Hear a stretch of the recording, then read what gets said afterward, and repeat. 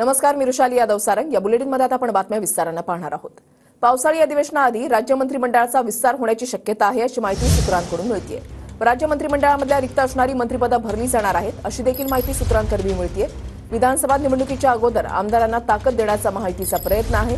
महामंडळ देखील वाटप केलं जाईल अशी माहिती सूत्रांकडून मिळतेय। गिरीश गायकवाड आमचे प्रतिनिधी आमच्या सोबत आहेत। अधिक माहिती जाणून घेणार आहोत। गिरीश,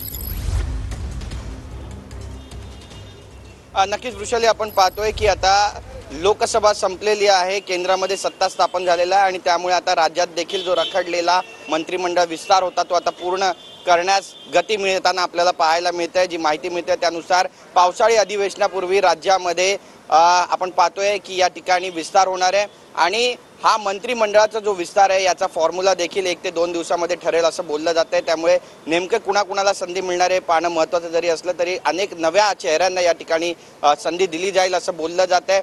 विधानसभा निवडणुकीपूर्वी कुठे ना कुठेतरी या सगळ्या आमदारांना पाठबळ देण्याचं जे काम आहे ते सरकारकडून होत असल्याचं बोललं जातंय। आपण पाहतोय की 3 पक्षाचं या ठिकाणी सरकार आहे। राष्ट्रवादी काँग्रेस अजितदादा पवार गट आहे, एकनाथ शिंदे यांची शिवसेना आहे आणि भाजप आहे। त्यामुळे या तिन्ही पक्षांकडून जो फॉर्म्युला आहे तो ठरवला जाईल आणि नव्या चेहऱ्यांना संधी दिली जाईल आणि त्यासोबतच जे आमदार मागच्या वेळी इनकॉर्पोरेट झाले नव्हते, ज्यांना संधी देण्यात आली नव्हती, काही कारणास्तव त्यांची संधी हुकली होती, त्या सगळ्यांना या कॅबिनेटमध्ये संधी मिळेल असं बोललं जाते। त्यामुळे हे सगळे अपेक्षित आहेत आणि नेमकं काय घडणार आहे पाहणं महत्त्वाचं ठरेल। 1 ते 2 दिवसामध्ये ही नावं फायनल होतील असं बोललं जातंय आणि